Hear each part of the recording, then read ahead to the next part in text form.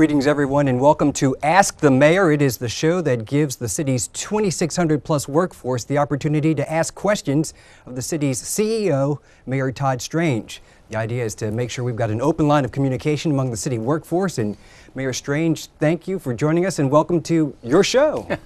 Well, I think this is our inaugural flight on this, but you know, it is one way to have employees get as close to asking the questions. Obviously, the latest count is 2,666 employees.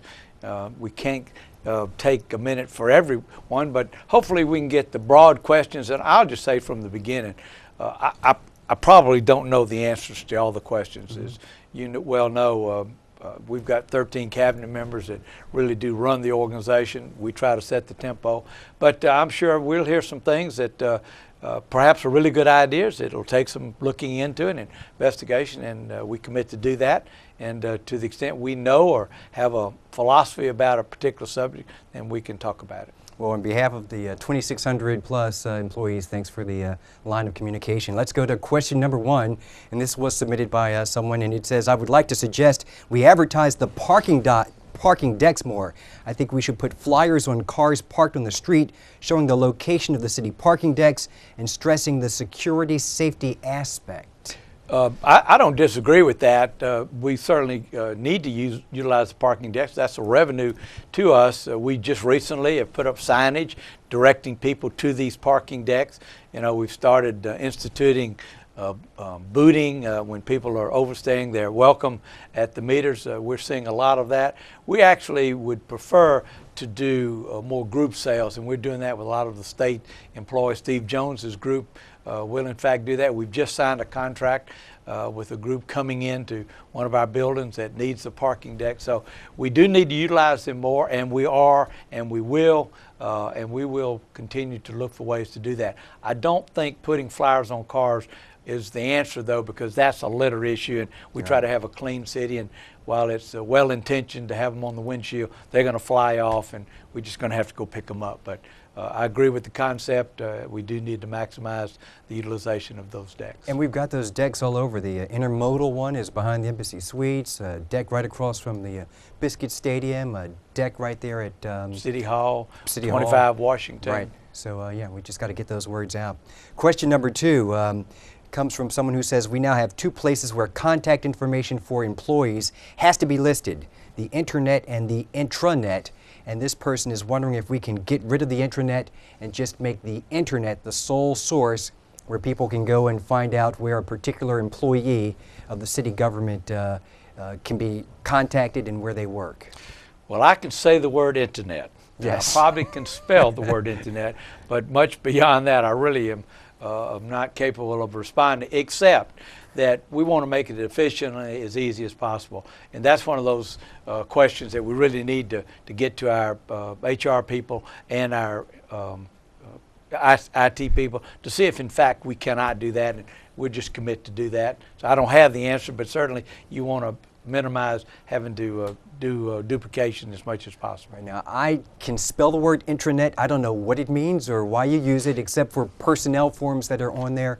But on the internet, the city's website, www.montgomeryal.gov, right, there are functions where you can type in someone's name and it in the pops search up. box, and yeah, it will, will I pop up. I would have hoped, because you know we have a fairly sophisticated system, and we spend a lot of money on updating that. We've just put the IT departments together with the city and the county, which is frankly going to save $300,000 or $400,000 because we're not going to have duplications. But that's something, if you would take to Barbara Montoya and also to Lou Alachi and see if there's not something that we can do, and we'll publicize that. Can I get an extra raise now that we're going to save $300,000? Well, you keep employed, yes.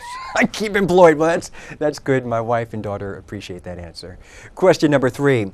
Why is there no written policy about nepotism in the city departments? I'm shocked there's not. Oh, there actually is. Yeah, I mean, we just finished revamping and revising our policy handbook. I cannot tell you for absolute positiveness that it's there, but I would suggest you go look really close, and if it's not there or if it's not to their liking, Mickey McInnish is the one that Right. has been working on that for many years, along with Barbara Montoya and a lot of others involved in that. But I'd ask him to look very closely. I think you perhaps will find that, but if it's not to their liking, then Mickey McInnish would be the point of contact on that. And Mickey tells me that elected officials, yourself and the county city council, are not allowed to have any relatives working in the city, period. Department heads can't have relatives that work in their department, and supervisors can't directly employ their relatives. But Well, that yeah. makes perfect sense. That's generally how it is in the private sector, and certainly you can't run government like the private sector, but there are a lot of Right. principles that apply to government. And there is also some paperwork that says whenever someone is being considered for employment, they have to declare list that. any relatives, yeah, even if Right. they're not going to be in that department. But it's, as you said, in the new employee handbook. Question number 4 deals with retirement, something that's going to be very interesting to a lot of people. It says, with each employee retirement contribution is a mandatory deduction, why can't employees have the option to have deductions placed into Nationwide or a 401k account where your contributions are interest-bearing, you're able to use your funds for hardships and loans on the money that you have contributed? The city does not provide these options. The city of Montgomery is the only entity reaping a benefit in the current situation. Please provide a response. Very complex. There are 2 different retirement benefit plans. One is a defined benefit, which is what we have. It's statutory. It was enacted in '59 and then modified in '75. It is in state statute. That's some of the things I find really difficult, because there's no home rule. If we want to change any of that, we got to go to the legislature. It's a home. Your local delegation has got to be in favor of it. Doesn't make a lot of sense for the legislative delegation to dictate to the city. Right. But so it's in statute. The other side of the equation is a defined contribution plan. That's what's generally found in private business.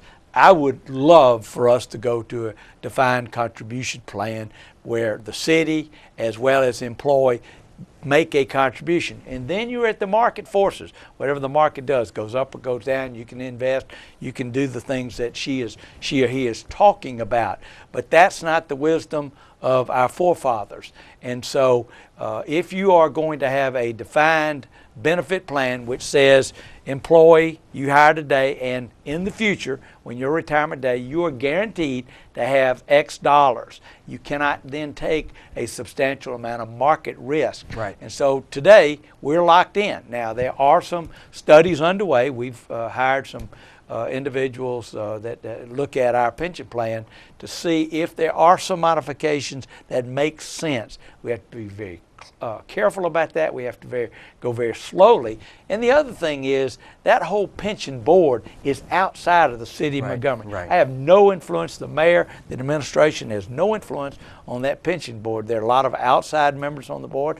Our Chief Financial Officer, Lloyd Faulkner, is a member of the board. I know Scott Miller's a member of the board. I know there's firefighters, there are police officers, and then there's some external person like Ronnie Brown, who's been in private business for a number of years. They make up that board, and Tyson Howard is in fact the chair, and he's not an employee of the city. So they're working on behalf of the citizens and are trying, the employees, I'm sorry, and are trying to do the right thing and what's best.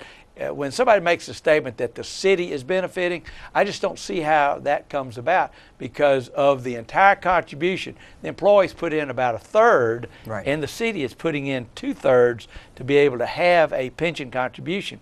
Because of the economy over the last several years, the funding levels had gone down, and so we, the city, put in, I think it was almost $5 million additional over and above what we would normally To keep budget. the account solvent. Not solvent at but- all, because it is solvent. I mean, it's well funded, but actuarially to keep it where that it should be. So I don't see anybody thinking that the city is benefited, because that money is locked away. It's several $100 million, plenty of money for the future.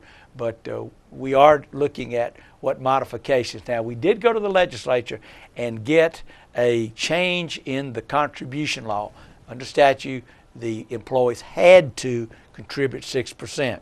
Some wanted to contribute more, so now we have the flexibility of going up to 8%, but that has not been brought to the board, and the board has not dealt with that at all. In the future, will we always have a defined benefit system, or we might change to have flexibility? I or don't not? know that we'll ever go totally to the defined contribution plan, because we're so ingrained in so many years and so many people that are already in the system that it would be extremely expensive, cost us hundreds of millions of dollars to flip over. But what we'd really like to do is to keep the defined benefit plan, but get some of the functions that are in a defined contribution plan, have the best of both worlds. Now, just in case there are people out there who are as dense as me when it comes to these matters, defined benefit means no matter what, this is the money that you're going to get when you retire, and it's not going to go up, it's not going to go down. You're going to get 2% for every year of service that you've done for the service, done for the city. Essentially, that is correct, and it's not subject to the market fluctuations up or down. That's why we had to put the $5 million in, because it had lost several 10 or $12 million given the lower. It didn't lose. It just lost it in value, and frankly, the market's coming up. We've come up, and this year it doesn't appear that we're going to have to put any additional money in. But state law mandates that we can't have that. Well, there's also some IRS regulations that say that you can't go in and rate it. Hardships, those kinds of scenarios, as difficult as that might be, those are in fact the regulations that are set in statute and by federal government. Good deal. Let's go to the next question, and it comes from a library staffer, we assume, and it says that there was a patron who has mental problems who came in and may have physically assaulted another patron and has been a threat to the staff. The questioner asks if there can be increased security at the library and maybe even metal detectors to ensure the safety of the library. It's a tragic commentary on our times. We certainly want employees, as well as anyone that comes to the library, to be safe.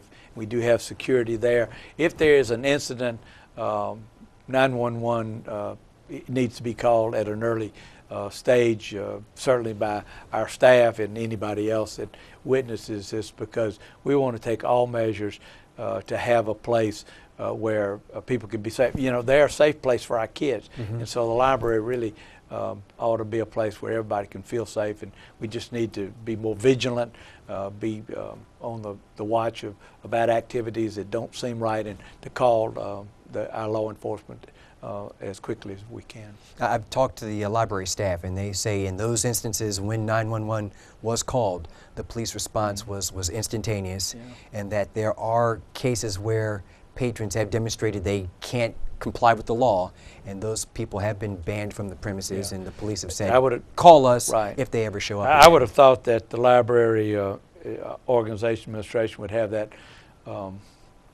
power to deny.